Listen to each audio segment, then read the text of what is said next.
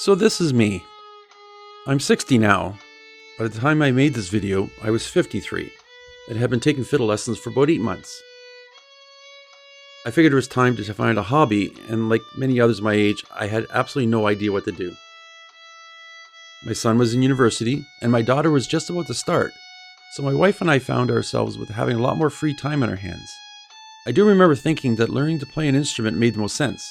It was something I could do at my own pace, and with the help of YouTube, shouldn't cost that much money. I never had a music lesson in my life and couldn't tell a whole note from an eighth note. I grew up listening to East Coast music, so was drawn to the fiddle.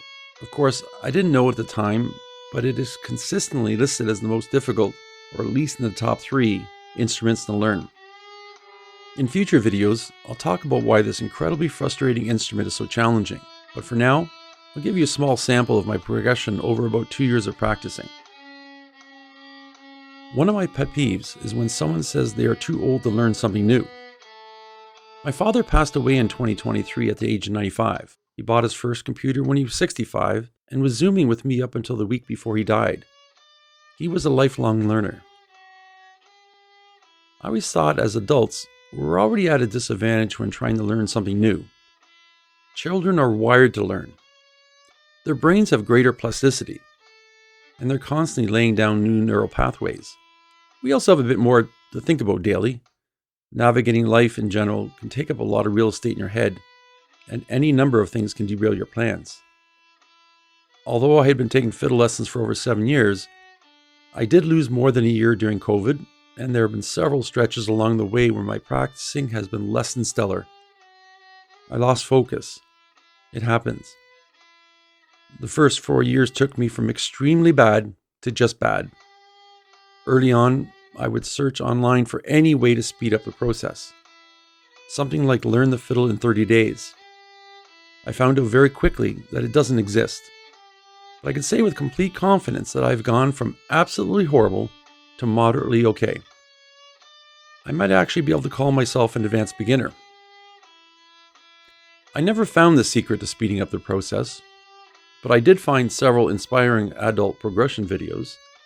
Watching others learn from day one gave me hope that I can figure this out. This leads me to why I started this channel. Those videos helped me, so I wanted to try to pay it forward. But it won't be with the fiddle. It'll be with the drums.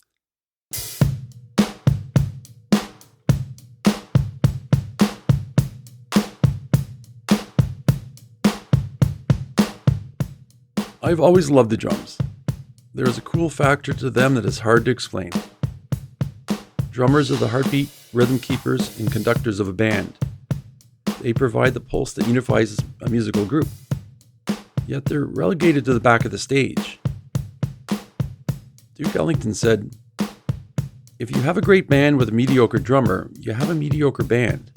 If you have a mediocre band with a great drummer, you have a great band." I was 9 years old when I first heard Elton John's Goodbye Yellow Brick Road album. I would listen to it over and over on our record player, lying in the dark on my father's recliner, wearing headphones that were way too big for my head. I still love that album. The drummer was Nigel Olsson. The first song on the album, Funeral for a Friend, the drumming really doesn't start until about 2 minutes and 36 seconds into the song. But I was always waiting for it. Playing air piano seemed silly to me, as did air guitar. But drums were something you could just play sitting in the dark, even if you only tapped your hand against the armrest. Or in my case last year, my knees. If you stay with me, you'll watch me go from my first attempt at basic rudiments, tapping on my knees, to using a drum pad, to one day hopefully getting an acoustic kit. For now though, I'm staying with the pad. It's cheaper. I want to make sure I'm proficient with the basics before I spend any real money. I'll be uploading new videos every week, highlighting what I worked on and talking about the issues I'm facing with trying to yet again train my body to do something it has never done before. I'll also be pushing myself to go outside my comfort zone with the fiddle. With any luck, I'll slip into the intermediate category. What I hope you get out of these videos is that learning something new at any age is amazing. You don't have to attain perfection. Just being good at something is pretty great. By the time I upload this, the first of what I hope are many videos, I'll have around 300 hours of drum pad practice already in the books. I started recording myself from day one, but it wasn't until May that I decided to start this channel. Over the next 10 or so weeks, I'll break up those 300 hours into smaller episodes, so at some point, I'll catch up to where I am now. I'm committing to learn this really cool instrument, and I hope you're able to follow along. You won't see my face, because this isn't about me. This is about a 60-year-old guy trying to learn something new. Something that he never imagined himself doing.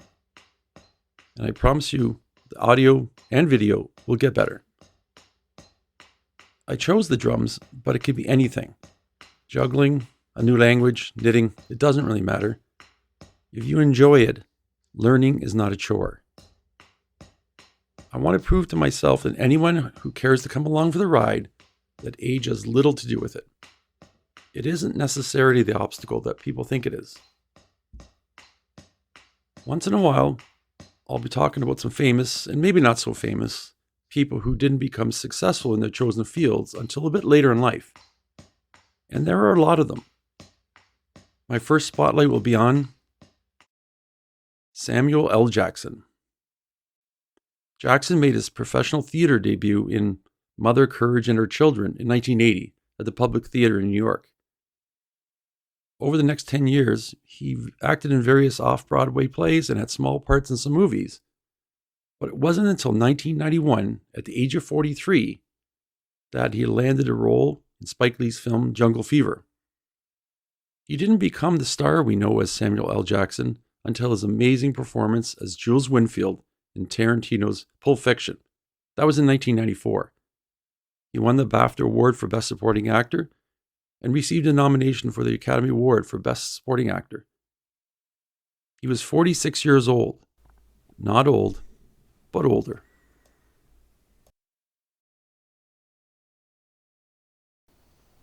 So join me again next week on the continuing saga of me learning how to play the fiddle.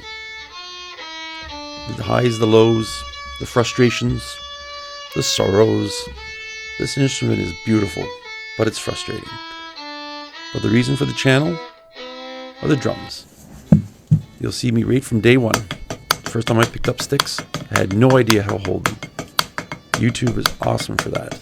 You get different opinions, but it's an incredible tool for just starting. And you'll also get to meet 3 of my greatest fans. My cat, 4, a beautiful, sensitive, cuddly cat. You're going to meet his brother, 3. 3's a bit of a pain in the neck, but he's still cuddly. And then you're going to meet my dog, Luna. She's 10 years old, gorgeous German Shepherd. Join me, and you'll get to know these animals, and hopefully watch me improve.